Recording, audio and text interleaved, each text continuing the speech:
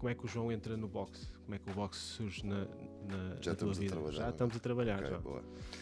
Então, o João entra no boxe com cerca de 13 anos. 13 anos? 13 anos. O meu pai tinha um amigo, que é uma velha glória do boxe português, que é o Francisco Realinho. Eu nunca tinha visto nenhum combate de boxe, não tinha pugilistas na família, não tinha qualquer contacto com o boxe. Já era um miúdo apaixonado pelas artes marciais. Só que cada vez que o Francisco Realinho lá ia à casa, eu brincava muito com ele. E ele um dia levou-me a treinar ao Sporting. Pronto, e aí começa a minha jornada de boxe. E quanto tempo fizeste treino de boxe, competição? Eu não fiz muita competição. Aliás, curiosamente, eu nunca desejei ser campeão de nada.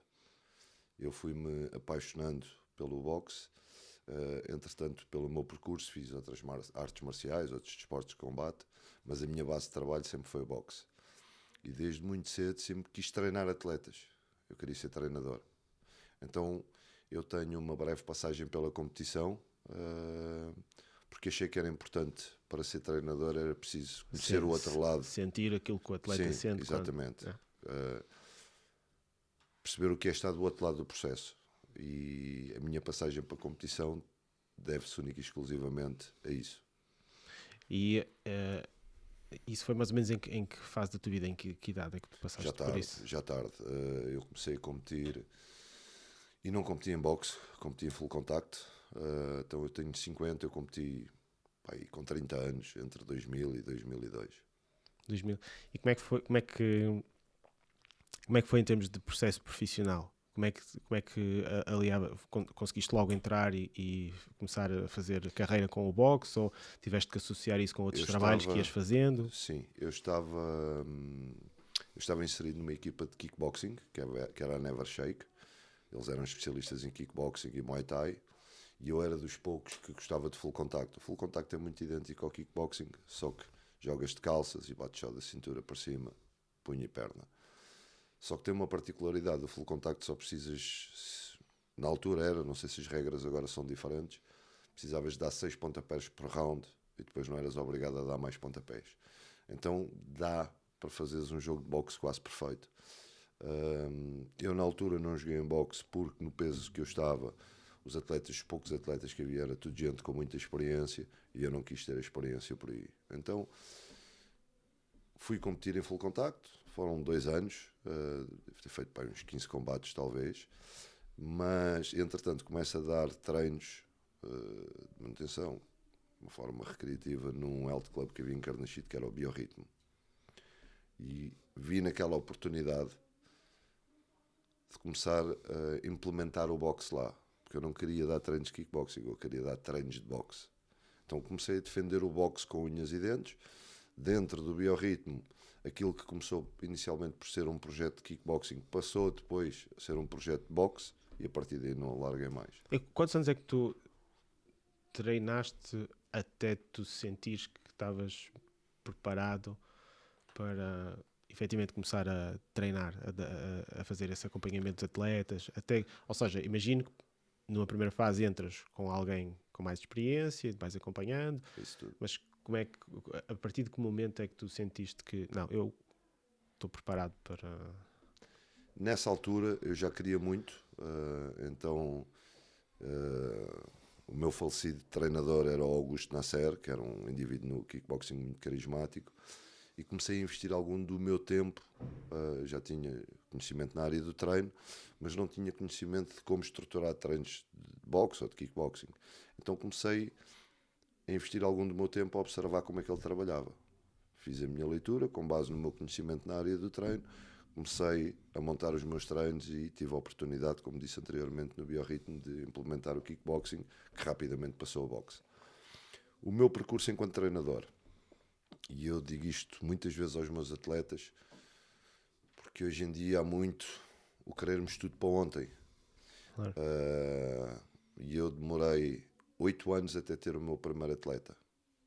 Ou seja, eu começo a dar treinos em 2000, andei 8 anos a aprender a dar treinos, tenho o meu primeiro atleta em 2008, que era uma rapariga.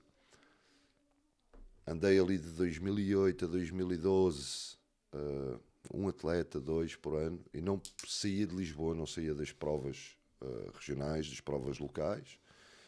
Em 2012 saio pela primeira vez de Lisboa, vou competir a uma prova no Porto. Depois acabei por ir a uma prova ao Algarve. Ainda assim, até abrir a Rounds, nunca quis sair de Portugal. Eu sempre gostei de fazer as coisas de forma metódica, passos pequeninos, mas consistentes. 2013, vou trabalhar para uma academia de artes marciais, que é em Campo de Ourique. Eles queriam lá ter o boxe como uma modalidade extra e, por sinal, apoiaram muito o projeto boxe. Eu estive lá de finais de 2012, finais de 2011, até abrir a Round com boxe. E comecei a ser um bocadinho mais ousado. Já comecei a ter 3, 4 atletas por ano. Ainda assim, já pensava muito e ambicionava muito o internacional, mas ainda não me sentia capaz. Ok. Por isso, eu andei 15 anos 15 anos. 15 anos a aprender a dar treinos e a aprender como me comportar em competição. De 2000 a 2015. Quando tu dizes aprender a comportar em competição, é o treinador ou o atleta? Não, o treinador. O treinador. Conhecer procedimentos em prova, aprofundar as regras, como tratar e cuidar do atleta, porque isto é muito mais do que aquilo que se vê às vezes na televisão ou nos combates ao vivo, que é estar no canto e dar instruções. Há uma série de variáveis por trás do atleta, por trás da própria preparação, que têm que ser levadas em conta para que as coisas possam correr o melhor possível. Porque até ao momento do combate há um protocolo todo por trás, não é? Sim, cada treinador, cada clube tem a sua metodologia, o seu protocolo, e depois tens a individualidade do atleta. Mas mesmo no dia, ou mesmo nos combates, há um protocolo mesmo de articulação com os árbitros. Há uma série de procedimentos. Há uma série de procedimentos que tens de cumprir até efetivamente ao momento do combate. Desde que chegas ao recinto. Exatamente. E, portanto, essa parte toda também tens que aprender. Claro. E as regras vão mudando com alguma frequência, em termos de federações ou algo do género? Não, eu é que não tinha muita experiência e queria estar seguro daquilo que estava a fazer. A última atualização que houve de regras foi em março do ano passado, pela IBA, que é a International Boxing Association. É a federação que tutela o boxe amador ao mais alto nível, seja tudo o que era até aqui, Jogos Olímpicos, Campeonato do Mundo, Campeonato da Europa, os Commonwealth Games, os Jogos Europeus, e depois a federação deles, que é a UBC, European Union Boxing Council. E são eles que tutelam, ou seja, sempre que há alteração nas regras, eles lançam as regras para as federações e depois as federações atualizam a nível interno. Ok. Então demoraste 15 anos até sentires que estavas num nível de proficiência ou de competência que te permitia como é que tu medias os resultados? Ter mais atletas ou saíres de Portugal, vamos dizer muito assim. mais que preparar os atletas, preocupava-me em preparar-me a mim. Ok. Ou seja, os poucos atletas que eu tive serviram para eu me preparar a mim enquanto treinador. Porque eu nunca podia servir um atleta se não tivesse o mínimo de condições para ser treinador. Ok. Então, 2008 andei ali a aprender a dar treinos. Em 2008 lançou o primeiro atleta. 2008, 2011, mais ou menos, não saía das provas locais. 2011, 2012 a 2015 já comecei a explorar o país de sul a norte. E depois em 2015 tenho a minha primeira internacionalização, já com a Rounds, porque essa era a minha grande intenção, era quando abrir o meu clube, vou-me lançar no internacional. Mas eu não queria ir para o internacional com zero de experiência, era impossível. Até porque o internacional é outro mundo. E lanço-me no internacional, a minha primeira internacionalização num torneio de clubes foi em maio de 2015. E como é que é o processo de abrir a Rounds? O processo de abrir a Rounds. Não há um processo, há um notebook com muitas ideias escritas de forma aleatória. E eu na altura trabalhava no Holmes Place, era fitness manager trainee, tinha algumas incompatibilidades com algumas pessoas que percebi que não podia crescer mais dentro da empresa. Então decidi dar o passo. O facto de ter estado no Holmes Place deu-me uma grande bagagem, um grande conhecimento para hoje poder ter um projeto de sucesso. O Homes Place foi uma grande escola. Mas eu, na altura que decidi abrir a Rounds, para mim ainda não era o momento. Ou seja, eu queria estar mais 2 ou 3 anos, tentar progredir dentro da carreira, dentro do Homes Place, ganhar mais conhecimento, mais conhecimentos e mais ferramentas para depois dar o passo. Foi um bocadinho assim uma decisão tomada, a resolução de novo ano. Estava saturado de uma série de situações que se passava e que eu não conseguia lutar contra o sistema. Cheguei em janeiro ao clube e despedi-me. A partir de julho não contou mais comigo. Ainda não tinha o mínimo de condições para abrir a Rounds. Ou seja, aquilo foi uma aventura de janeiro a julho para levar o projeto a bom porto. E eles deixaram de ficar, ou era importante para eles que tu ficasses aquele tempo todo, de Não, janeiro eu até julho? expliquei-lhes que ia iniciar um projeto meu. A ideia era só o projeto iniciar em agosto, mas que eu estava disposto e que queria continuar a vestir a camisola até julho. Okay. Aliás, algures ali em maio, abril, houve o diretor regional veio falar comigo e perguntou-me: João, tu sempre vais avançar com o teu projeto? Eu, sim, claro, porquê? É porque tu continuas a vestir a camisola como desde o primeiro dia. Eu disse: mas esse é o meu compromisso convosco. Até porque eu vou sair para a porta para onde entrei e não sei se um dia não tenho que voltar. A gente nunca sabe. A vida dá muitas voltas. E eu, durante estes 10 anos de round, já tive 2 ou 3 vezes que pensei que tinha que lá voltar. E abres em 2013? 10. 2010, abres Desculpa, 2015. Abres em 29 de agosto de 2015. Ok. Tu quando abres já tens um conjunto de pessoas provavelmente que te conhecem, gostam de fazer boxe contigo ou vêm de outros clubes onde tu estavas a dar treinos de boxe? A minha pré-campanha de abertura foi basicamente, eu na altura tinha um conjunto de sítios onde dava treinos, Homes Place Amoreiras, dava na STAT, a tal Academia de Artes Marciais em Campo de Ourique, dava no Ginásio Clube Português e tinha um amigo, que era como se fosse um irmão, foi ele que iniciou a Rounds comigo, estava no Parque das Nações e no Visconde, num ginásio cá em Cascais.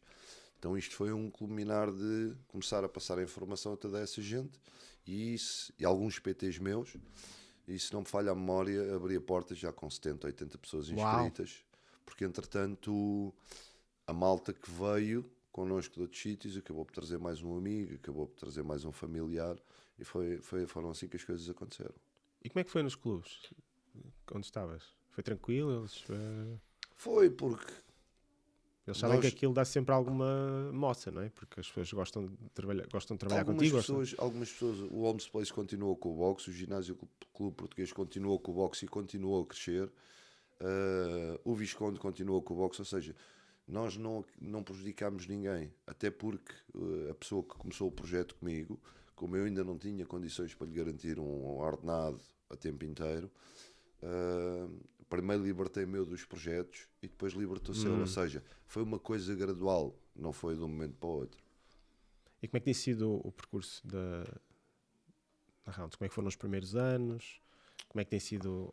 Está sempre muitos altos e baixos, mas uma aventura. Mas como é que tem sido o percurso? Olhando para trás... Gratificante. Cresci muito, cometi muitos erros. Já estivemos quase a fechar 2 vezes. E, por curioso que seja, depois dessa iminência de fecho, há sempre crescimento. Sempre crescimento? Sempre crescimento. Ou seja, nós abrimos em agosto de 2015, as obras correram todas muito mal, porque eu na altura não tinha muito budget para fazer o investimento. Foi um bocadinho eu e alguns amigos com a orientação de algumas pessoas que percebiam de construção civil. Houve uma derrapagem gigante nas obras. Aquela velha máxima do barato sai caro. Claro. Foi exatamente isso que aconteceu. Porque nós queríamos ter aberto em julho, já abrimos com um mês de atraso. E depois foi uma aprendizagem, porque eu agarrei na minha experiência enquanto treinador e com a minha experiência de gestão, a experiência que ganhei no Homes Place, e repliquei ali. Agarrei no processo e repliquei-o ali. Depois tive que o adaptar, porque a realidade é outra, o tipo de pessoas é outro, mas a verdade é que funciona em pleno. Ok. Quantos atletas tens atualmente? Neste momento temos cerca de 315 alunos média. Foi a nossa média de 2024. 315. 315. É muita gente. É muita gente. Já inscrevemos 2.552 pessoas desde que abrimos. Nós abrimos em 2015. Em setembro de 2018 abre um segundo clube em Benfica. Para tu perceberes o crescimento. Nós começámos 2 pessoas a trabalhar. Depois a seguir meti uma terceira pessoa na recepção em part-time. Depois já não havia condições para ser eu a fazer a limpeza. Contratei uma pessoa para a limpeza. Já fiz tudo dentro daquela casa. Mas isso é bem importante, que é o detalhe de já não conseguia ser eu a fazer a limpeza. Que isto às vezes a pessoa pensa que tenho a empresa, agora sou empreendedor e portanto... Não, há alturas que não dá. Há alturas em que não dá. Não dá e há alturas que não deve ser assim. Sim. Eu gostei da forma como tu disseste. Já não dava para ser eu. Já não dava para ser eu. Não dava mesmo. Em 2018 abrimos o segundo clube. Ok. Eu abro o clube com essa pessoa que supostamente era o meu parceiro de negócio, era como se fosse o meu irmão, e as coisas efetivamente não correram bem. Andámos ali quase 2 anos a empurrar com a barriga, nunca atingimos o break-even. Eu andei a tirar dinheiro de Campo de Arico para pôr em Benfica. Confiei nas pessoas de olhos fechados. Eu achei que tinha equipa. Em última instância, em primeira instância, ninguém foi culpado, fui eu que tomei as decisões erradas. Eu estava a crescer e arranjei maneira de não crescer mais. Porque eu acreditei, ou tinha a ilusão que tinha uma equipa comigo, quando depois na verdade não tinha. As pessoas que eu tinha à minha volta na altura quando está tudo a correr bem, está tudo espetacular. Quando é preciso dar mais um bocadinho, as coisas correm menos bem, toda a gente reclama. Pronto. Entretanto, decido fechar Benfica. Fecho Benfica no final de 2019. Foi um ano terrível para mim, mas terrível mesmo. Eu não ganhei um único salário em 2019. Como eu punha pão na minha mesa, era com o dinheiro dos PTs que faço, que sempre foi o meu trabalho, e esse sempre fiz questão de não o perder, exatamente para a eventualidade de algum dia as coisas correrem menos bem, eu poder ter uma tábua de salvação. Entretanto, em janeiro de 2020 vou para pagar salários e tinha as contas da empresa todas penhoradas. Em janeiro de 2020? Em janeiro de 2020. Porquê?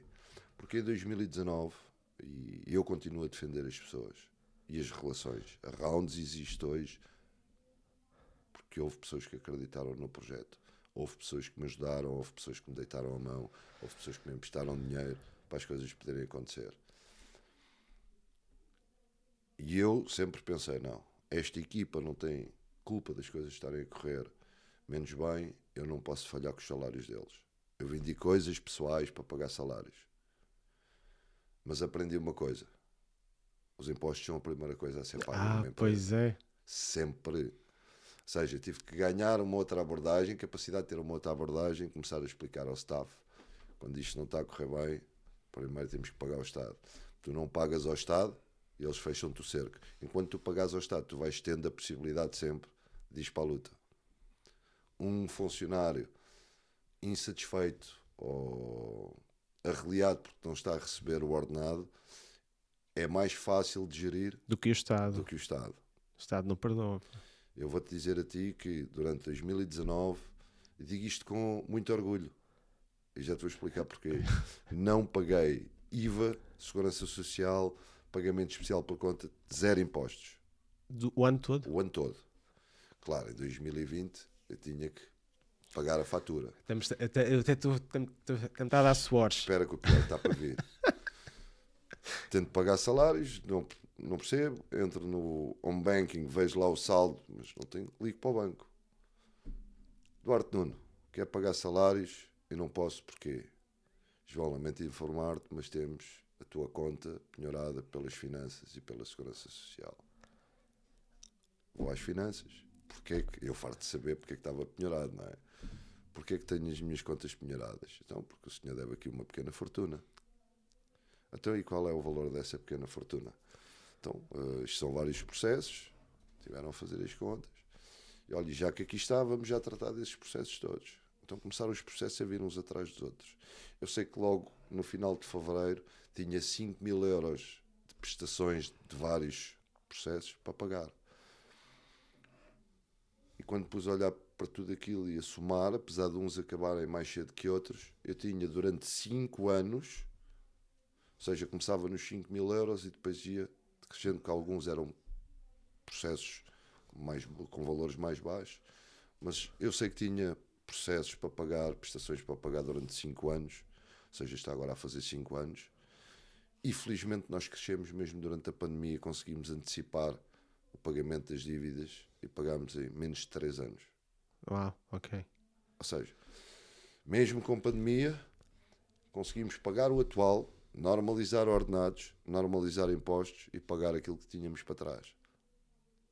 E isto foi em janeiro de 2020. Janeiro de 2020 e a seguir em março veio a Pois, pandemia. era isto que eu estava a tentar. Como é que. A primeira semana foi horrível, eu fiquei aterrorizado. Se eu já tinha achado em 2019 que estava na iminência do fecho, nessa altura, eu tinha quase certeza que não ia aguentar. Não havia hipótese. Ok, ninguém sabe o que é isto, ninguém sabe bem como é que vamos sobreviver a isto. Eu tenho isto para pagar com o Estado, não posso brincar mais com o Estado, o que é que eu vou fazer? Era e-mails para as finanças, portal das finanças, telefonemas, e aquilo que me diziam era, olha, ainda ninguém sabe, deixe estar, isso à partida vai ficar congelado, porque ninguém sabe o que é que há de fazer, isto não vai ser cobrado. E a verdade é que acabou por ajudar, porque durante os lockdowns os planos eram suspensos e retomavam do ponto onde tinham sido pagos, depois quando reabríssemos. Pronto, basicamente foi isso. Entretanto, durante a pandemia, como é que conseguimos sobreviver? Eu demorei muito tempo a reagir, foquei-me só no problema, não me foquei em soluções. O que é muito tempo? Uma semana. Ok. Era isto que eu te queria contextualizar. Uma semana. Ok. Uma semana.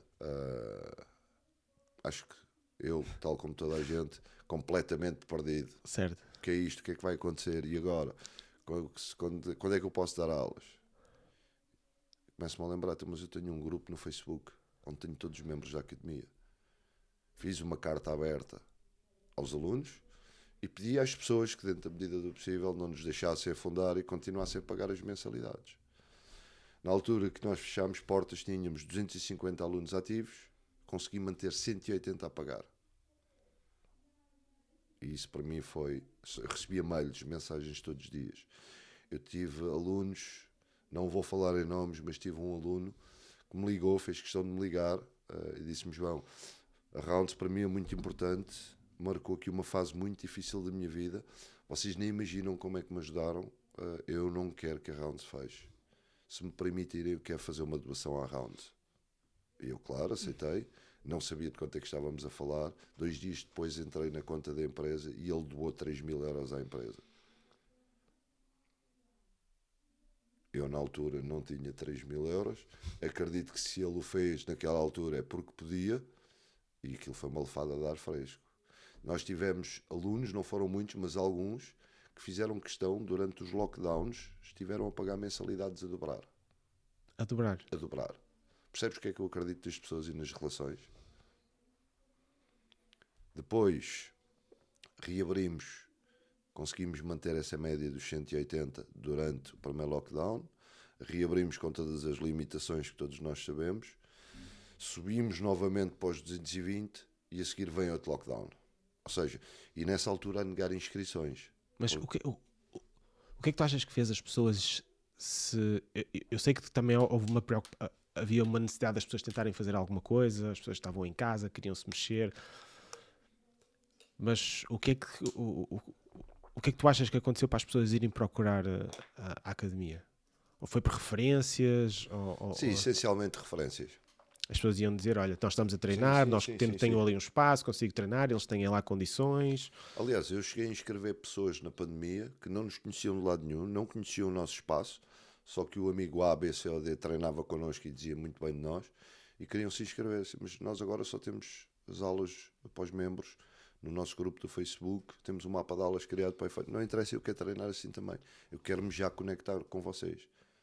Ou seja, eu cheguei a ter pessoas que se inscreveram no início da pandemia e que eu só os conheci pessoalmente quando houve a primeira abertura. ao fim do primeiro lockdown. Que foi para em setembro. Não, Não. Nós fechámos em março e depois reabrimos, se não me falha a memória, em junho. em junho. Em junho. Ok, e depois há um segundo lockdown por altura do verão, não é? Não. O primeiro lockdown esse foi maior. Começou em fevereiro. Esse é o primeiro. Janeiro, fevereiro. Não, o segundo. O segundo já é no final do ano. Depois abre em maio. Abre em maio. Não, depois passou-se o verão. Continuámos com algumas limitações, algumas restrições, e em janeiro de 2022 é quando levantam as restrições todas. Ok. No segundo lockdown, já, tal como toda a gente, já perceber o que era o Covid, o que é que podíamos ou não fazer com a experiência do primeiro lockdown.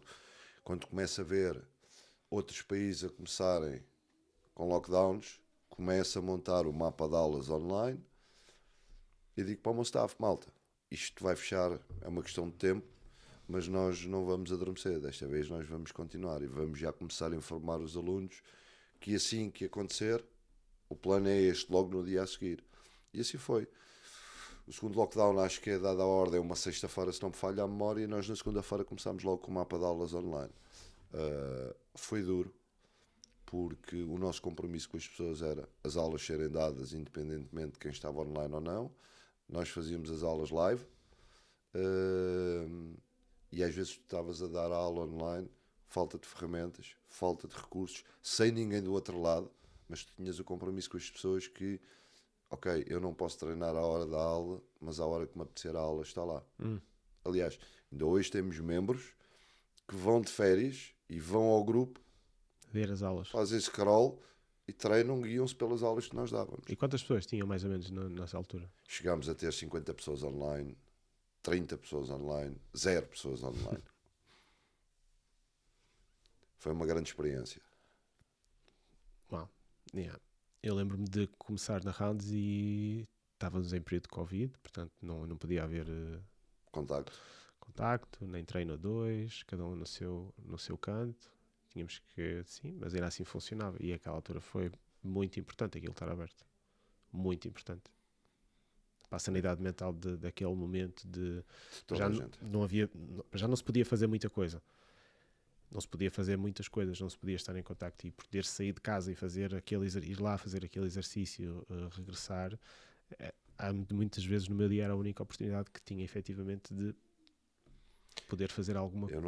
Eu não tenho registro disso já, deixei de tomar nota disso, mas eu, entre os dois lockdowns, devo ter mais de 100 pessoas que eu neguei inscrições. Mal. Porquê? Como nós tínhamos limitação na utilização e tínhamos aquele sistema das reservas que tu conheceste,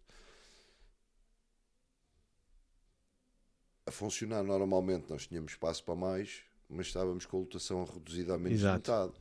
Então eu tinha que defender os que já lá estavam e os interesses daqueles que estavam. Claro. Então, e como era raro alguém cancelar ou alguém sair, é verdade. as pessoas dizem: eu quero me inscrever. Lamentamos, não é possível. Assim que abrir uma vaga, nós entramos em contacto. Algumas pessoas que nós ligámos: olha, houve 2 pessoas que desistiram este mês, que assim, já estou a treinar noutro sítio. Ok. E eu cheguei às 100 pessoas e deixei de contabilizar, porque aquilo estava-me a fazer comichão. É literalmente mandar a oportunidade de negócio fora, e eu sentia-me mal em dizer às pessoas que não. E tu agora estás a chegar a uma fase em que sentes que estás com algum limite de capacidade? Estamos quase a atingir o limite da capacidade, daquilo que a estrutura está pensada.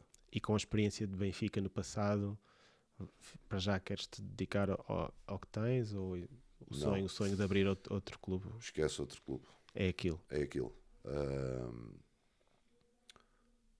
Na altura que criei a Rounds, a minha ideia era ter uma cadeia de pelo menos 5 ginásios. Uhum. No meu business planner, a esta altura estaríamos a abrir o 4º. Mas percebi, às vezes é difícil teres gente competente e comprometida para manteres quanto mais para manter 4. E depois é uma atividade específica, não é? Imagina, se é um ginásio convencional, do cardio, da musculação, das aulas de grupo, tu tens muitas opções de instrutores para recrutar. Agora, claro. Boxe eu não tenho muitas opções. Só posso contratar treinadores de boxe.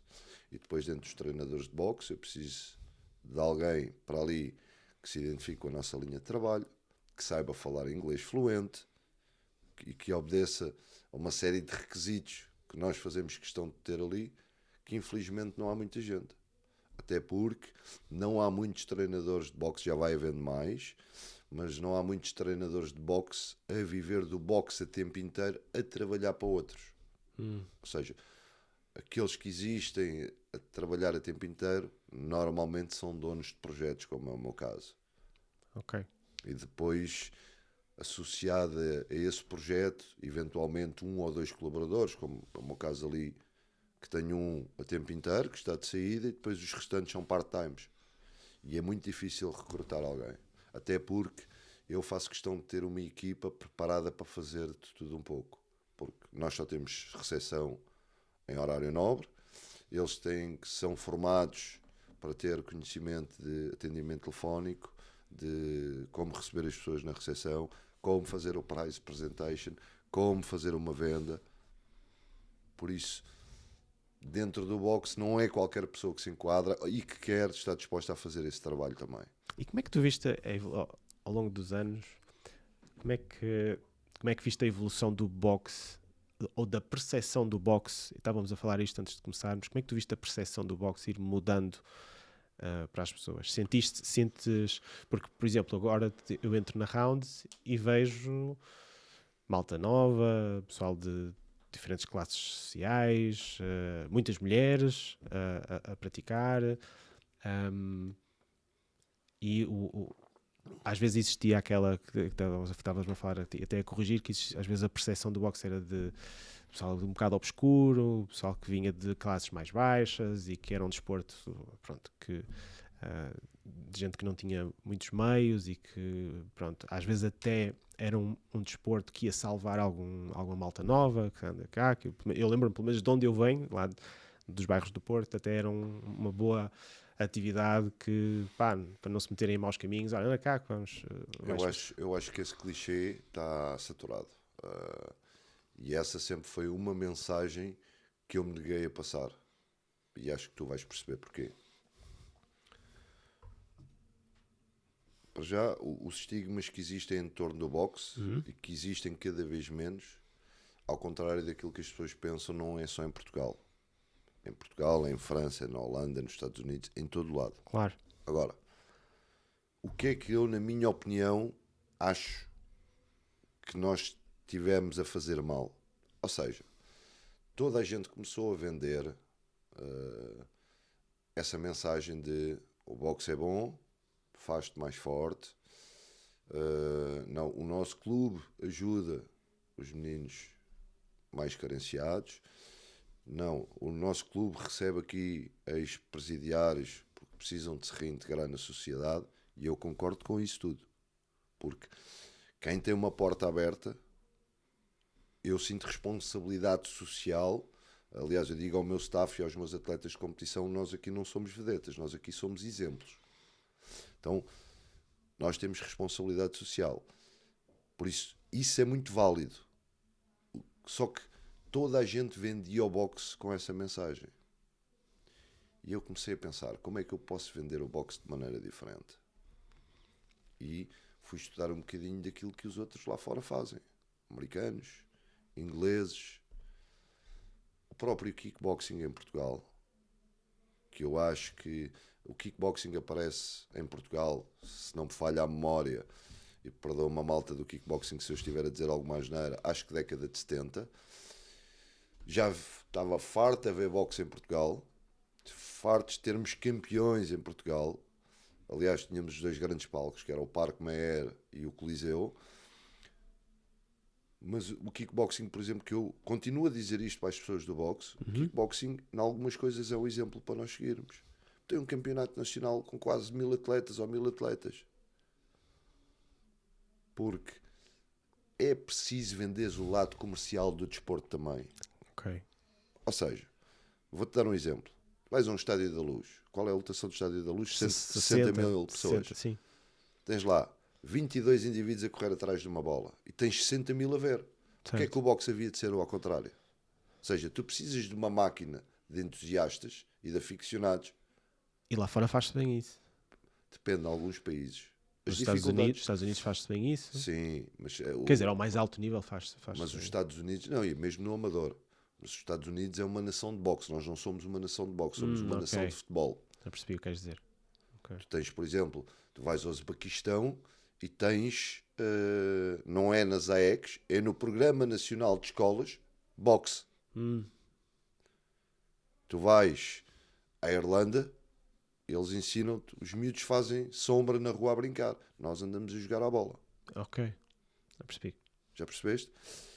Tu vais aos Estados Unidos e tens torneios interuniversidades. Tu tens algumas prisões estaduais nos Estados Unidos. Tem programas de boxe. Programas de boxe. Tu és um presidiário, tens bom comportamento, gostas de boxe, podes treinar e podes competir nos torneios interprisões. Portas-te mal, recolhes como aos outros. Okay. Agora, o que eu acho que se passou em Portugal foi...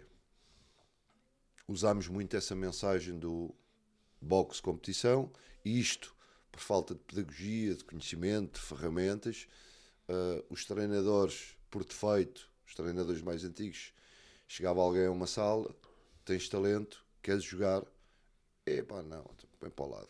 Tu saturavas, mudavas o caminho, porque não encontravas nada de divertido naquilo. E isto com muito respeito que eu tenho para os mais velhos, porque se hoje nós temos a oportunidade de construir algo diferente, foi porque os mais velhos começaram algo, mesmo com alguns problemas, mesmo com algumas dificuldades, mesmo com mais pobreza, com menos recursos. Eu não estou a desvalorizar esse trabalho. Só que, como em tudo na vida, tu tens que acompanhar a evolução dos tempos. E o boxe durante muitos anos não acompanhou. Fechou-se num nicho, numa elite, e não se desenvolveu. E não tinha a porta muito aberta para quem só queria praticar. Exatamente. Só para quem queria a prática e depois vendia-se muito o boxe com a mensagem de os presidiários, as drogas, a malta da noite, onde eu também trabalhei, onde eu também vivi, com muito orgulho. Não me arrependo nada do que fiz, menos bom na minha vida, porque é fruto das minhas escolhas que hoje sou o que sou. Mas o boxe vendia-se um pouco assim. E eu comecei a pensar, quando abri a Rounds, como é que eu quero vender a Rounds? Eu quero vender o boxe da Rounds como um boxe aberto a toda a gente. Mas o que é isso de um boxe? É um boxe para toda a gente. O nosso aluno mais velho tem 73 anos, treina 7 dias por semana e é 7º dan de Karaté. É especialista em segurança internacional, dá aulas na universidade, dá aulas de Karaté no ginásio Clube Português e treina connosco todos os dias. A nossa população é dividida, cerca de 10% são crianças, 40% são mulheres, 30% neste momento, e o resto são homens. Os nossos grupos são completamente heterogéneos. Eu sou contra a aula para homens, a aula para mulheres, a aula para a competição. Não. A aula é para todos. Depois, e as mulheres a fazer boxe, cuidado. E depois compete-me a mim, enquanto treinador, e ao staff, saber adaptar. Às vezes, a nossa aula mais forte, por excelência, é a aula das 8 da noite, e chegamos a ter 3 grupos de trabalho diferentes no mesmo treino. Se dá trabalho, muito trabalho. Mas há uma forma como tu minimizas essa tua taxa de esforço. É teres um bom planeamento feito anteriormente. O trabalho de treinador é feito em casa. Eu, quando vou para o ginásio, só tenho que pôr em prática aquilo que fiz em casa. E quando monto o plano de treino, eu tenho que saber o meu público-alvo e qual é o tipo de pessoas que me podem aparecer. Como nós, por exemplo, temos um protocolo de iniciação, uma sebenta com 5 páginas. Cada página é um treino. E já houve alunos que me perguntaram: João, tu com tanta experiência precisas do protocolo de iniciação? Preciso. Primeiro, para dar exemplo ao meu staff. É uma ferramenta criada para ser usada. Segundo, se eu tiver que decorar isto, eu sei o decor, apesar de ter sido eu a criar. Mas se eu tiver que puxar a cabeça para pensar nisto, eu vou deixar de pensar no resto. Eu tenho este board, que é o treino que nós estamos a fazer, e tenho este que é o protocolo de iniciação. E depois tenho que ter a capacidade de adaptar, que é tudo o que acontece dentro da Rounds é com base num calendário competitivo. Uhum. Ou seja, se a competição tem que trabalhar a fase geral e, por exemplo, tem que trabalhar resistência, toda a gente trabalha resistência. Se a competição está numa fase pré-competitiva, onde tem que trabalhar mais tática, velocidade de reação, toda a gente trabalha isso.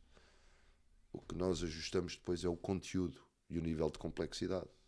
Os alunos mais antigos e mais atentos já percebem em que fase é que nós estamos. Porque eu, quando inicio o treino, faço uma introdução. Malta, hoje vamos treinar dentro disto.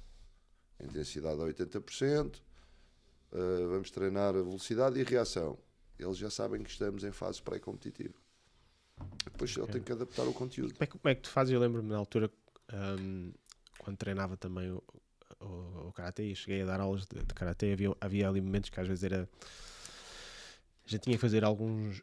O jogo de cintura, quando tu tens, por exemplo, uma aula como a que tu tens das 8, em que é um nível já tens pessoas com um nível bastante elevado. Imagina que há alguém que vem de novo, tem que ser inserido naquela aula, provavelmente até já fez aquelas aulas iniciais de posicionamento, saber pôr as pernas e tudo mais. Como é que é o teu cuidado com alguém que está a começar, está no primeiro mês, para de repente não ficar overwhelmed porque aquilo, com aquela dinâmica que por um lado pode ser boa, que a pessoa pode beber daquela energia de um ritmo tão elevado, mas dela também não se assustar de tipo, esta malta está muito mais à frente e isto não vai correr bem e correr o risco de, às vezes, de desanimar porque não consegue ter aquela perspectiva, isto vai demorar uns anos até eu estar aqui. Como é que tu fazes esta gestão à protocolo pessoa? De iniciação, depois a transição é feita de forma gradual, não é? Termina o protocolo de iniciação e não é introduzida nos trabalhos, apesar de poderes fazer qualquer aula. Depois é aquilo que eu te estava a dizer, com base no nosso planeamento, nós temos que adaptar o trabalho. Eu vou-te dar um exemplo.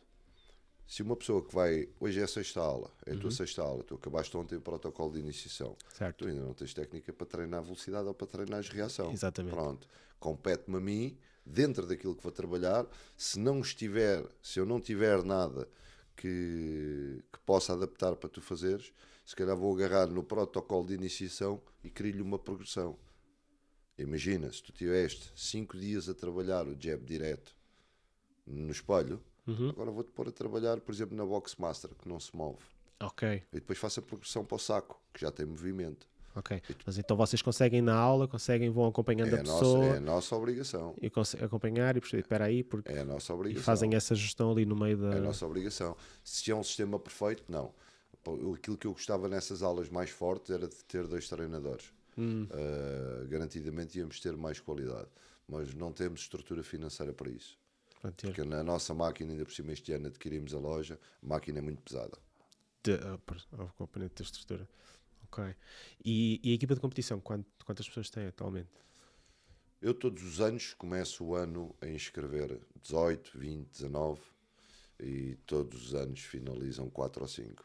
Ok. Ou seja, eu aprendi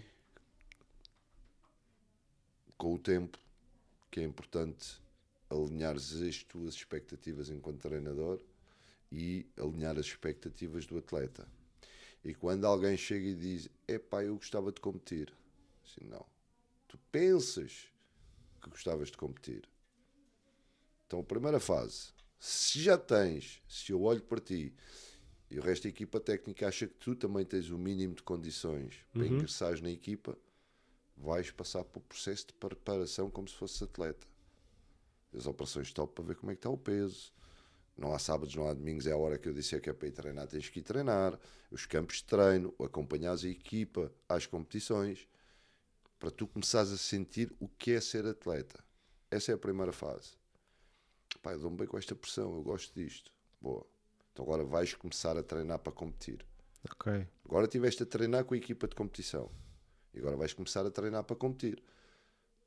Eu não tenho um protocolo com tempo A ou tempo B, porque depende muito de cada um.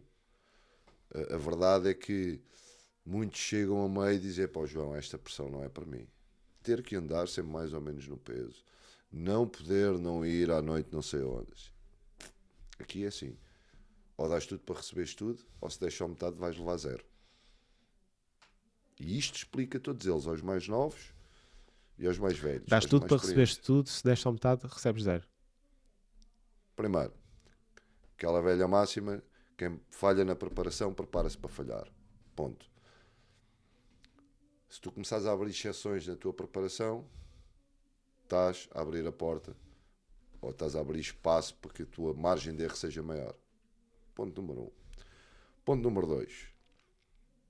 Ruben, tu és atleta, eu sou treinador. Nós somos dois atores no mesmo filme com dois papéis diferentes. Certo. Tu treinas, investes tempo a treinar. Eu invisto tempo a dar treinos. Tu não estás com a tua mulher, eu não estou com a minha. Tu não estás com os teus amigos, eu também não estou com os meus. Sais para competir. Não tens vida social, eu também não. Tu gastas dinheiro, eu também, porque tu não me pagas. Eu vou gastar o meu dinheiro. Porque uma coisa é pagares a mensalidade para treinares, outra coisa é treinares para competir. Claro, e o tempo não tem nada a ver. Este ano, campeonato nacional, era o aniversário da minha filha. Eu não fui ao aniversário da minha filha. Eu não estive com a minha filha no aniversário. Porque o meu sentido de compromisso com os meus atletas é grande. É óbvio que estive numa guerra entre o racional e o emocional. Mas falei com a minha filha, que felizmente percebe a mensagem, e lhe expliquei: filha, o pai tem o campeonato nacional, tenho os atletas todos cheios de vontade de ir para o campeonato nacional, e eles estiveram a treinar para isto o ano todo. É um compromisso? É o compromisso que eu, enquanto treinador, que por acaso sou teu pai, tenho com eles, que são meus atletas, que é o meu trabalho. Ela começou na pré-competição a fazer patinagem artística, já começa a ter mindset de atleta. E ela: não pai, vai, não te preocupes, porque se eu tivesse uma competição no dia dos teus anos, eu também não ia faltar. E eu: boa, a mensagem está lá. Ok. Mas eu, enquanto pai, Claro. não deixei de ficar com o corte no coração. Por isso, eu não tolero que um deles não vai jogar porque é o aniversário da tia ou da avó. Então, acabou, não pode estar em equipa de competição. Não tem mindset para ser atleta. Isto não é ser cruel, não é ser frio, não é... É aquilo que é. E eu Na tua perspectiva, se não for assim, não funciona. Não funciona. Nem eu estou disposto a dar. Então porquê é que eu tenho que abdicar enquanto treinador e tu não podes abdicar enquanto atleta? É porque depois, no fundo, tu acabaste a competição, fizeste uma preparação de 2 ou 3 meses para uma prova, terminaste a competição, perdeste no primeiro combate. Eu vou ficar triste, tu vais ficar triste, mas ganhar e perder faz parte. Claro. É o meu trabalho preparar-te para aquele cenário que aquilo pode acontecer e a forma como tu vais lidar com aquilo. Em última instância, eu vou ficar triste, deixo-te em casa, acabou a competição, tu vais para a tua casa, eu vou para a minha. E eu entro na minha casa e começo a viver a minha vida. Fiquei triste porque o Ruben não ganhou, mas em última instância, podes até ser casado, a tua mulher estar ao teu lado na cama, mas és tu e a tua almofada que vão ficar com a frustração. E que depois, quando tu vais, mas porquê é que isto falhou? O meu adversário foi melhor que eu, foram os juízes, foi a preparação que não foi boa. Eu quero ter a certeza que tu não tens dúvidas que a culpa não foi tua. Ok. Percebes? Naquilo que eu podia controlar, que era a minha capacidade de decisão, Não ficou nada na mesa. não ficou nada na mesa. Porque isto não é só aquilo que tu fazes. Tu podes fazer uma grande preparação, ter um grande processo de treino, Porque teres uma grande equipa aquilo técnica. que fica na mesa pode colocar em causa os outros 98% do trabalho que é feito. Ou para não ficar essa dúvida, ou para não ficar essa... Eu vou-te dar um exemplo. Os atletas da minha equipa, os elites, que são os séniores já com mais experiência, têm que me entregar, no mínimo, 8 treinos técnicos por semana. 8 treinos técnicos. O ideal é que eles façam 8 técnicos, mais 4 físicos, 2 de corrida, 2 de força. Ou seja, 12 sessões de treino por semana. Os escalões de formação e os séniores iniciados, eu não ando atrás de ninguém para fazer físico. Ok. Só eles têm que querer. Mas têm que me entregar no mínimo 6 treinos técnicos. Porque à medida que tu vais subindo a experiência, vais ganhando experiência, o nível e a responsabilidade também sobe. Tu não podes, uma coisa é treinares como iniciado, pá, até tens um trabalho apertado, uma vida complicada e que treinas 4 vezes por semana, até pode correr bem no início, mas não é sustentável. Vai chegar a um ponto que deixas de ser competitivo. Claro. Pronto. E quem não me entregar isso não joga sequer. Eu não vou gastar dinheiro só porque sim, só porque tu queres pisar um ringue. Eu tive um atleta em 2016. João, eu quero ser atleta durante um ano. Mas, tu és bom tecnicamente, mas no sparring tens algum receio. Mas eu quero experimentar o que é ser atleta. Eu quero viver como um atleta durante um ano. E ele viveu. Fez 10 combates num ano. Perdeu os combates todos. Mas eu fui um treinador feliz e ele foi um atleta feliz. Porque ele queria passar por essa experiência. E ele queria saber o que era ser atleta. Ele tinha noção que não tinha o perfil emocional, não tinha o fel para ser pugilista. Porque ele tinha medo de trocar golpes. Então, mexia-se bem no ringue, ele parecia super à vontade no ringue. Mas não se embrulhava no combate. Ele lançava um jab, fugia de ti, fazia uma finta, lançava um direto, muitas vezes no ar. Mas eu gostei da experiência que tive com ele, porque ele não falhou um único treino. Ele nunca falhou o peso. E para mim, apesar da curta experiência e apesar dos maus resultados, ele para mim foi atleta. Essa parte estavas a falar do atleta que... Como é que tu lidas com isso? Ou simplesmente não dá? Quando tu apanhas um atleta desses que tu dizes, epá, o tipo se quisesse, pá, tem ali... tem jogo, mexe-se bem, tem boa técnica, é levezinho, mexe bem os pés, só que, pá, quando chega de encostar no outro, ele não vai lá. Como é que tu... Bem, Há alguma coisa a fazer aí? Não há? Consegues fazer algum trabalho com a pessoa de fazer perder esse medo? Se for medo, se for algum bloqueio, não sei. Consegues chegar lá? Por exemplo, nesse caso desse que tu disseste, pá, tinha tudo, pá, só, mas não tinha aquele... há duas coisas num combate que tu não controlas. E há estudos científicos sobre isto. Tu consegues executar num combate 5 a 10% daquilo que fazes num treino.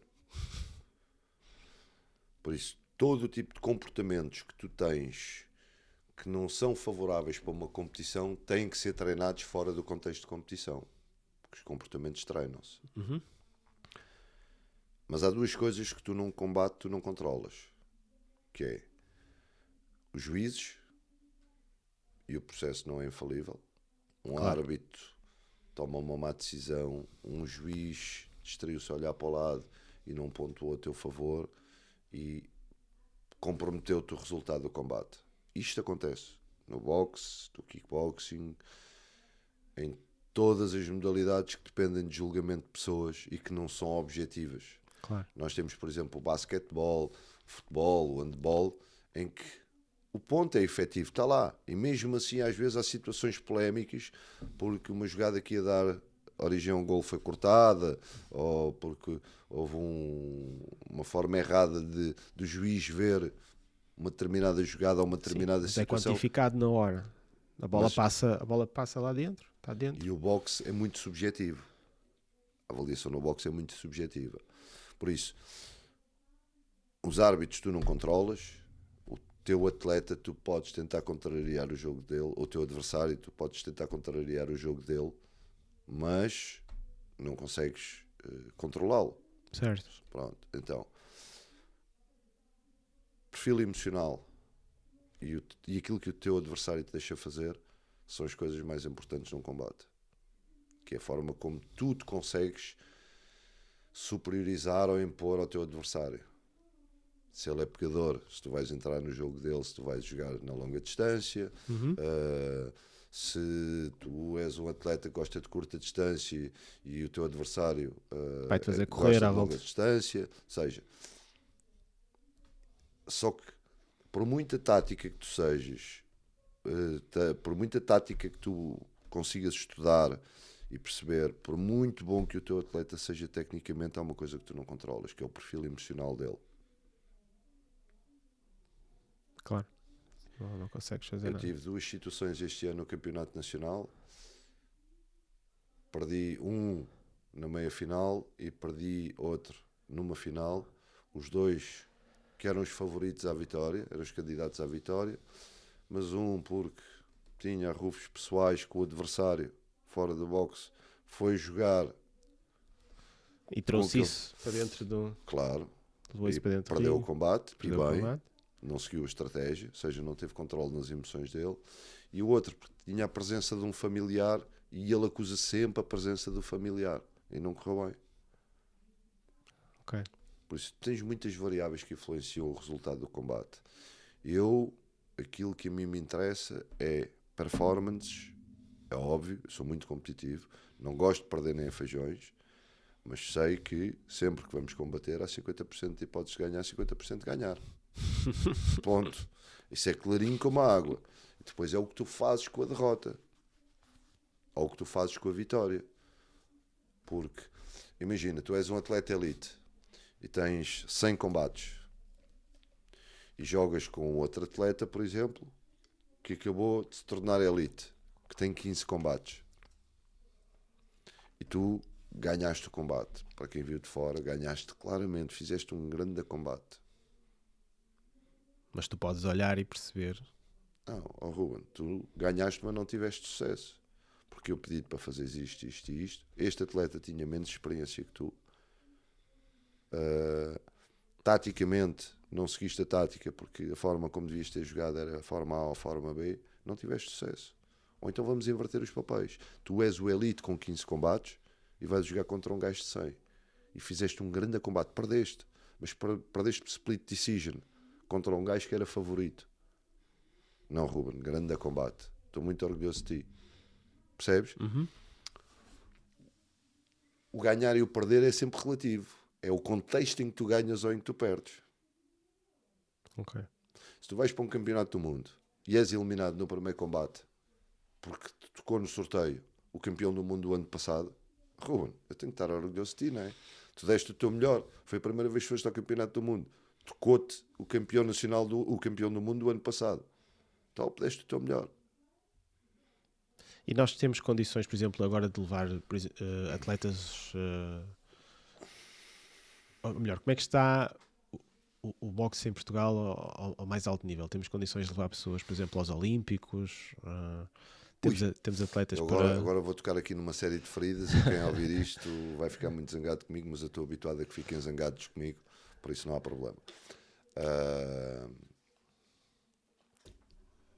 Sim, nós temos possibilidades, apesar de não sermos uma nação de boxe. Estamos muito atrasados no alto nível, porque o boxe amador caracteriza-se por 3 níveis diferentes. O low level, que é o boxe interno de cada país, é os nossos campeonatos regionais, nacionais. Depois tens o medium level, que são torneios internacionais de clubes, é onde tens a malta que vem do low level para ganhar experiência internacional e tens a malta que vem do high level para se prepararem. Pronto. E depois tens o high level, que são os campeonatos de seleções. Campeonato do Mundo, Campeonato da Europa, tudo o que são provas de seleção é o high level. Nós não somos uma nação de boxe. Começa por aí, ou seja, tecnicamente e taticamente temos de trabalhar muito mais que os outros. Porque temos pouca massa competitiva. Muitas vezes um atleta aqui defronta ao mesmo adversário 3 ou 4 vezes por ano. Tens que ser um bocadinho mais ousado, ires às provas internacionais e felizmente que já temos cá muitos clubes a fazer provas internacionais, porque há 10 anos não se fazia uma prova internacional em Portugal, fazia-se uma, mas só lá iam clubes convidados. E hoje já tens provas internacionais no planeamento de equipas da Europa para virem jogar a Portugal. Tens umas 4 ou 5 provas realizadas em Portugal. Ok. O que é bom, ou seja, já não existe a obrigatoriedade de gastar tanto dinheiro para ter experiência internacional. O boxe cresceu muito nos últimos, eu vou falar só dos últimos 10 anos, desde que a Rounds abriu, porque acho que foi nos últimos 25 anos foi o crescimento mais acentuado do boxe em Portugal, foram estes últimos 10. Muitos clubes, muitos praticantes, mais aficionados, mais atletas, mas a nível estrutural não houve evolução.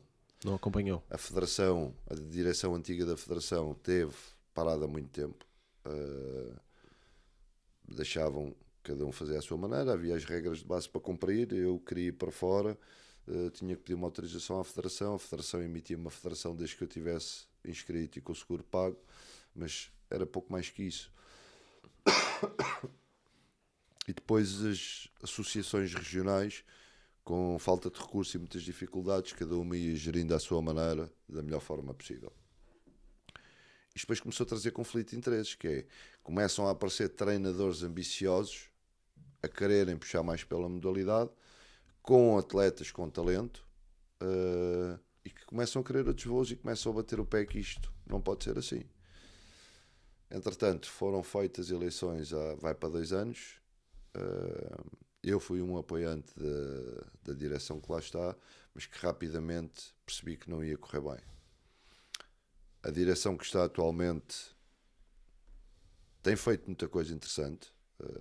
Eu posso dizer a ti, nós não tínhamos seleção nacional há mais de 10 anos, boa ou má, com as condições certas ou não, a trabalhar da forma certa ou não. Tivemos em 2 campeonatos, 2 provas de qualificação para os Olímpicos. Já tivemos em mais 2 provas. O ano passado eu tive com um atleta meu, não fomos pela seleção, mas fomos representar o país, ou seja, para quem lá estava, nós éramos seleção nacional. Tivemos no Campeonato da Europa Sub-22. Já se esteve na Boxamo ano passado enquanto seleção. Esteve-se em Itália na qualificação para os Olímpicos, esteve-se na Tailândia para tentar a qualificação para os Olímpicos. Já foi feita alguma coisa. Formação de treinadores, se não me falha a memória, eu posso estar aqui induzido em erro, mas a minha margem de erro não há de ser grande. Foram feitos 4 cursos, não me falha a memória, de sul a norte do país, devem ter sido formados para aí mais 80 treinadores o ano passado. Aliás, há uma polémica agora nas redes sociais, a qual eu defendo, que é, está-se a formar treinadores nível 1 em Barda, e qualquer dia há mais treinadores do que atletas.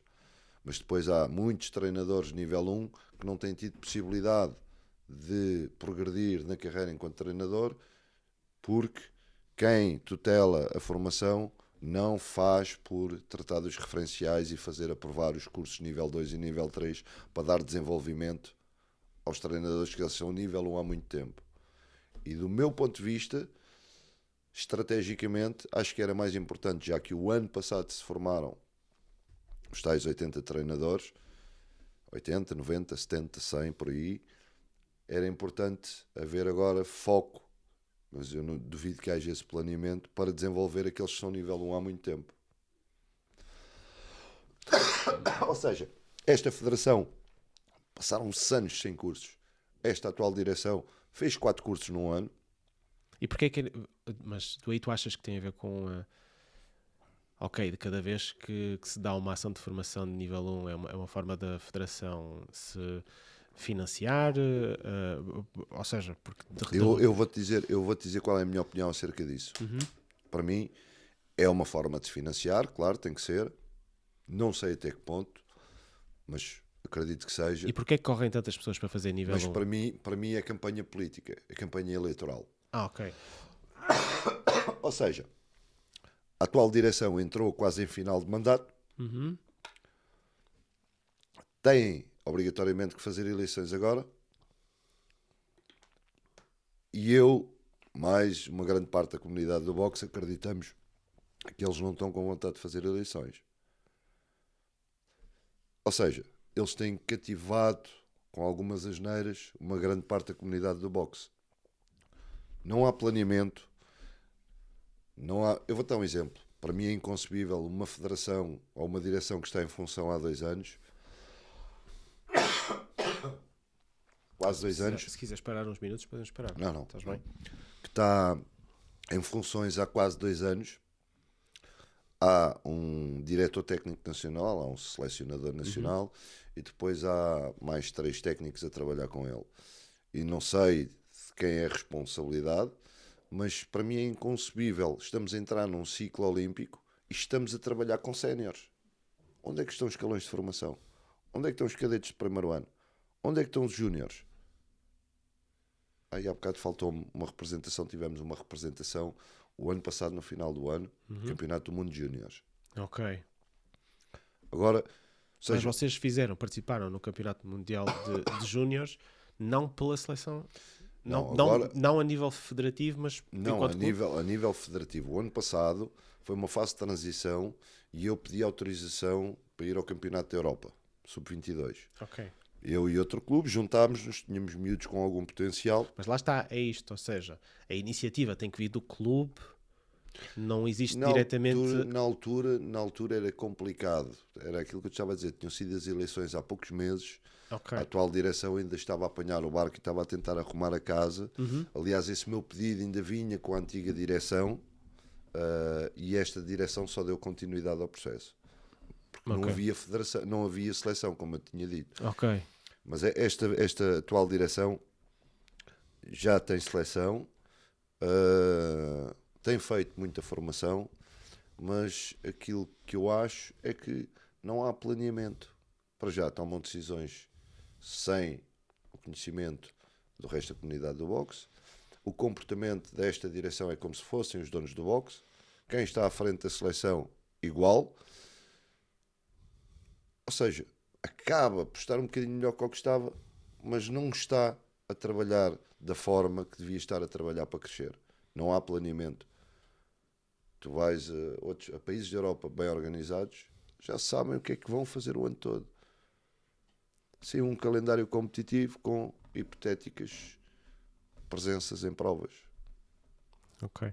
Ou seja, a organização continua a não acompanhar, as instituições que tutelam e organizam continuam a não acompanhar o crescimento dos clubes, o crescimento dos praticantes, e quando o crescimento tem que ser de dentro para fora. Claro. É o mesmo que eu no meu clube. O que é que me interessa a mim ter 500 membros se eu não tiver estrutura para os comportar? Vai ser o caos. Ok. Vai ser o caos. E eu não acredito nesta atual direção. Gostava muito que houvesse eleições, porque há pelo menos 2 listas de candidatos que eu acho que podiam ter potencial, mas pronto. E não estão agendadas? Não está... Não, o problema é esse. Ou seja, há Mas algumas durante quanto pessoas... tempo é o mandato? É um ciclo olímpico. É um ciclo Ou olímpico. seja, tu não podes passar de um ciclo olímpico só porque sim. Há pessoas interessadas em que haja eleições. Ok. E isto não tem a ver com pessoas, tem a ver com instituição, tem a ver com trabalho. Não sou de acordo com aquilo que a atual direção está a fazer. Se houver eleições, vou votar a favor de outro projeto que me pareça melhor. Ponto.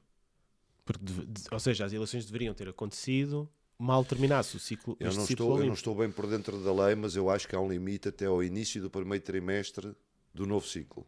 Ou Ok. seja, ainda não estão completamente Ok. ilegais. Mas não podem ficar só porque sim. Mas têm que ser anunciadas, têm que ser preparadas. Exatamente. Ele pode ser lista única, podem ser reeleitos, e se for essa a vontade da comunidade do boxe, gosto eu, não gosto, gosto de outras pessoas, é aquilo que a comunidade do boxe quer. Daí até eu concordar, vai uma grande diferença. Ok, e agora, para irmos fechando, tu falaste, e eu acho que se sente agora mais entusiasmo de volta do boxe, novamente. Sim. Até agora temos, bateu-se em recordes. Eu para já gostava de perceber qual é a tua perspectiva sobre estes combates agora um bocado mais mediáticos, que entre estas figuras tipo Tyson com Logan Paul, qual é a tua visão? Isto é bom, é mau? Assim, Do ponto de vista desportivo é zero. Uhum. Do ponto de vista da promoção é importante. É importante que aconteça. Porque faz gerar dinheiro para alimentar a máquina boxe. Que foi nisto que nós falhámos durante muitos anos, que foi os tais estigmas, a tal imagem que as pessoas ainda vão tendo do boxe. É um bocadinho aquilo que vem na televisão e é um bocadinho aquilo que nós andamos a transmitir. Ou seja, era a tal elite fechada. Começou-se a abrir ao longo dos anos. E já começa a haver, eu não gosto de lhe chamar boxe comercial, mas eu tenho uma porta aberta, onde tenho 315 alunos. Eu não tenho 315 competidores. Claro. Tenho 10 ou 12 competidores. Quem é que me põe a máquina em funcionamento? Claro. É o atleta que vai lá que gosta de aprender boxe. É o atleta que vai lá que não é atleta, mas que se comporta como tal.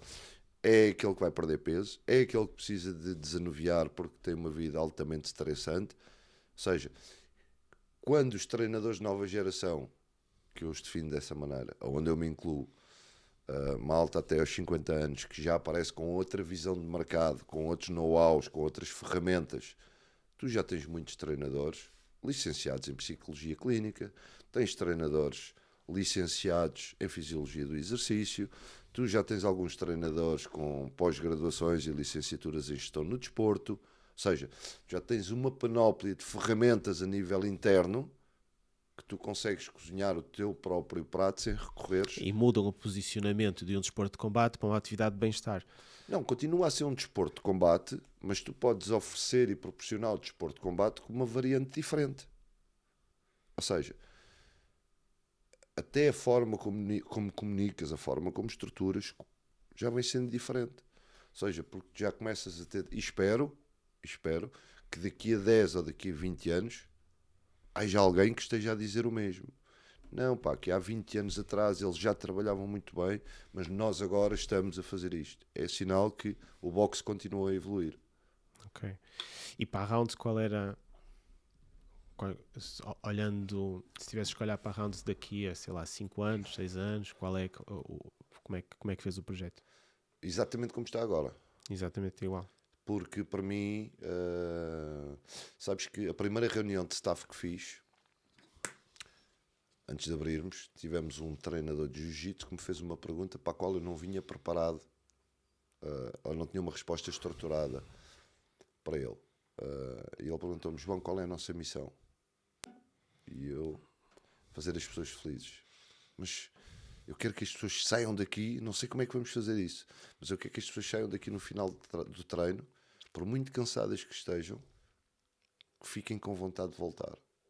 Ou seja, para mim as pessoas primeiro, para mim, e isto é que para mim é claro como água, serviço é relação interpessoal. O jab, o agachamento, o burpee, o saltar à corda, está tudo inventado, não há nada para inventar, não há fórmulas mágicas. Tu tens duas formas de marcar a diferença: a forma como tratas as pessoas e a forma como ensinas. Agora, onde tu fidelizas as pessoas é pela forma como tu as tratas. Se tu me perguntares: então, mas o que é isso de tratar bem pessoas? Eu vou-te dizer assim: mete no lugar do teu cliente ou do teu aluno e faz-lhe a ele aquilo que tu gostavas de fizessem a ti. Ok. Eu vou-te dar um exemplo de um erro que eu cometi a desafio na round. Tinha as aulas coladas umas às outras. Uma aula termina às 9, começa a outra às 9. Tipo linha de montagem. Errado. Encurtei um bocadinho as aulas, em vez de terem uma hora passaram a ter 45 minutos e tenho um break de 15 minutos entre as aulas. Sabes para quê? O instrutor refresca a cabeça, tem a oportunidade de dizer adeus a quem vai e tem a oportunidade de receber quem chega. Isto é muito importante. E não sentiste quebra na aula em si? Não. Para mim, sem hipocrisia, é um negócio, eu preciso de fazer dinheiro, mas as pessoas.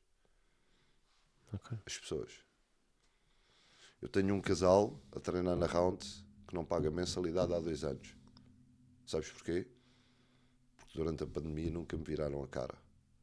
Eles eram 2, pagavam 4 mensalidades todos os meses, desde que a pandemia começou até serem levantadas as restrições. A vida deles mudou por qualquer razão, eu sei, mas como é óbvio não vou partilhar. E eles queriam cancelar porque não tinham dinheiro para pagar o ginásio. Eu disse: não. Agora é a minha altura de dar de volta. Espetacular. Obrigado. Eu abri a rounds, não tinha um euro meu. Houve alguém que acreditou no meu projeto. Quando abriste não tinhas um euro teu? Não tinha um euro meu. Não tinha um euro meu. Houve alguém a quem eu dava treinos em casa, alguém que eu marquei a diferença na vida dele, ouviu-me, disse-me: olha, João, eu não vou financiar, nem vou emprestar o dinheiro, mas se o ajudar, pago-lhe 4 anos de treinos à cabeça. E eu nem queria crer, até as pernas me tremeram. Por isso, relações. Abri a round por ter boas relações. A round sobreviveu até agora com todas as intempéries por causa das relações e continuamos a ter sucesso por causa das relações. Por isso, eu costumo dizer: tu podes ter 1 milhão, se não tiveres sentimentos e se não tiveres relações, tens 0 na tua vida. Se tiveres sentimentos, boas relações, podes não ter 1 milhão, mas as probabilidades de chegares ao 1 milhão aumentam exponencialmente. Olha, João, obrigado. Foi um prazer. Obrigado pelo convite.